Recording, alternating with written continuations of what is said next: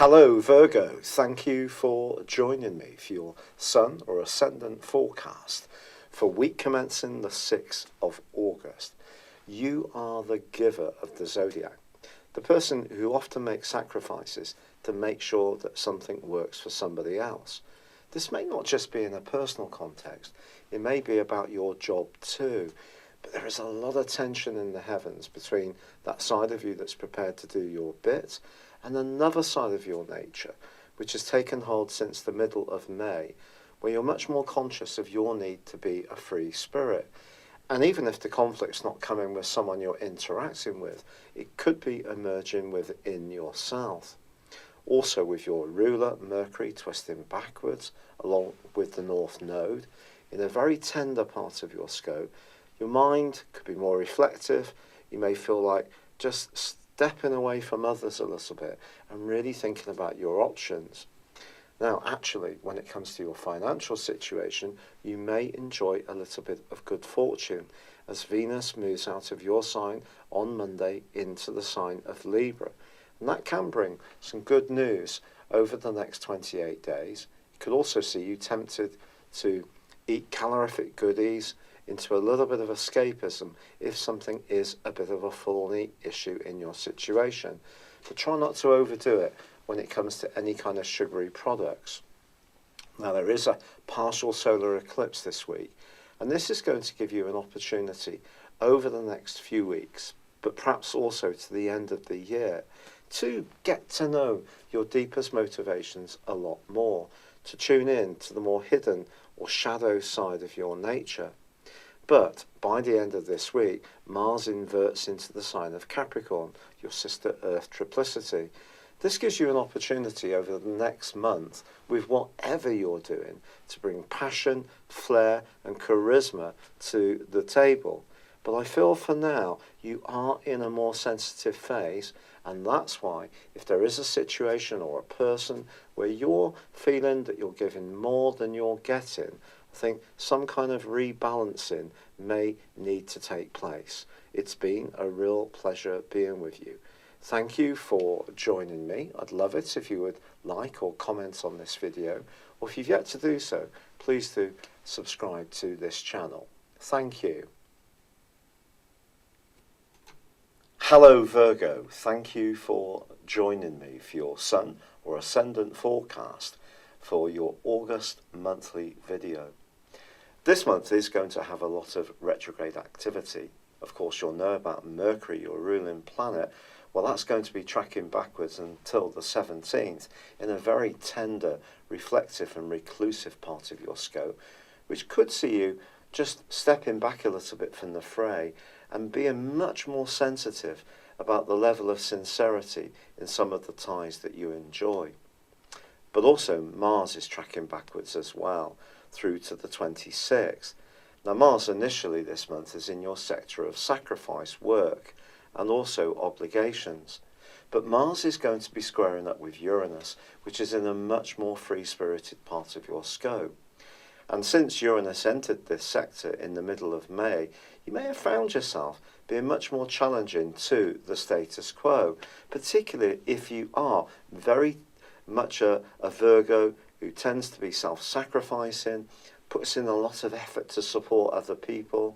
You're someone who will be the first to pick up the slack, take responsibility, attend to the detail of things. You have a real gift for this. But of course it shouldn't all be one-way traffic. And I feel that your physical vitality could be, despite Mars being in your 6th solar house, which is generally a good transit, I think your physical and also emotional and mental energies are going to be trimmed back this month, at least until the Sun enters your sign on the 23rd. And Uranus also goes into a retrograde itself on the 7th, but its right angle with Mars is really at the heart of what this month's aspects are about. Because I feel that you may find yourself being much more outspoken about any kind of injustices, but particularly where you absolutely know you're doing your bit. Or it could be that you just become more and more dissatisfied with being just very self-sacrificing. Perhaps there's another part of you that wants to be more self-liberated. but it may not necessarily come to the fore in the very early parts of this month, when you could find yourself just doing a lot of thinking, perhaps even embracing the more spiritual side of your nature and of life, and just really trying to get a sense of what things really mean. Now, there is a very good practical and positive change for you on the 7th, when Venus moves into your sector of resources. Some kind of good news financially can definitely evolve in the rest of the month, or you could find yourself tempted by calorific goodies, or perhaps to splash out a little bit if you do have a bit of a windfall. The more sensual side of romance can also appeal if the more psychological and trusting elements, the more nurturing elements are right between you and yours if you're in a relationship.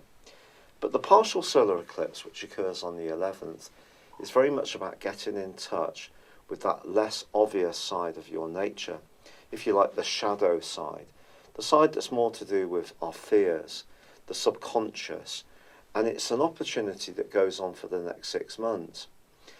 The more compassionate side of your nature is not going to be dimmed by the clash between Mars and Uranus. You're just going to want to apply your self-sacrificing nature to situations which really merit it, or should I say people. So it's possible that you might start to reflect on some of the fair weather friends or associations that exist in your world this month. But Uranus does forge a brilliant angle with Saturn all through this month. And if you are learning new skills or thinking about life in a different way, there can be a step-by-step progressive improvement. Also, Jupiter, the planet of growth, forges a fabulous angle to Neptune. So if you are lucky enough to be connecting to someone who really does get where you're coming from, the tie could go from strength to strength. But by the 18th, the great news is that Mercury does end its retrograde. And if you have experienced any stabs of anxiety or worry, these are going to be just eased a little bit by it going forwards. It's not going to come out of shadow until the 2nd of September, but things will feel easier. On the 23rd, however, this is really a wonderful day for you because the sun returns to your sign. Your physical vitality, your sense of well-being, and also you're just going to feel much more together. Some of the things that were just nagging away in the back of your mind only a few days before can just start to dissipate. Now, it is true that there is a full moon on the 26th in your opposite sign, but this actually forges a great link with both Uranus and also Saturn. So again, there's an opportunity to recharge your relationships with the people who are truly worthwhile and valuable. So I think this month could be a bit of a sorting out, becoming much more conscious of who takes you a little bit for granted, to be honest, and perhaps where you're just going through the same patterns, thinking that you're being a good egg, but it's not much good if you end up being an exhausted battery hen. By the 27th, Mars ends its retrograde. It actually reverses back into the earthy colleague triplicity to your Virgo of Capricorn on the 13th, but it is going to continue for another week, the right angle with Uranus on a disassociate basis. Now, it's going to be staying in Capricorn for a month, broadly. So that's a great opportunity to rekindle your passions for anything creative, perhaps even for your love life. So I feel that this month just sees you shifting from thinking about other people's needs a little bit too much to becoming much more conscious of yours, being aware of those people who take you for granted, moving into your power, and then really celebrating the relationships that are truly worthwhile, and becoming much more excited and enthusiastic about the things that are important to you, the individual. It's been a real pleasure being with you. Thank you for joining me. I'm sorry this August video has come to you late. It is because of my continuing problems with rheumatoid arthritis. I haven't quite got the medication settled into myself and all the good natural stuff I'm doing as well. So I'm still struggling a little bit to do things, but thank you for your patience, and I'd really be grateful if you would like or comment or subscribe if you've yet to do so on my channel. But for now, good luck and goodbye. Hello, thank you so much for watching my video. I'd love you to join me at my Horoscope Ace app. You can find this at www.horoscope-ace.com. You can use it through Android, iOS, Apple or Facebook. Check out your ascendant or your moon sign or download your free birth chart. There's all your favourite videos, plus there are daily, weekly, monthly and yearly horoscopes for general, love, Chinese and Indian astrology. If your passion is tarot, there's my brilliant 3-card money or love tarot readings too. And it's all there at www.horoscope-ace.com. Thank you.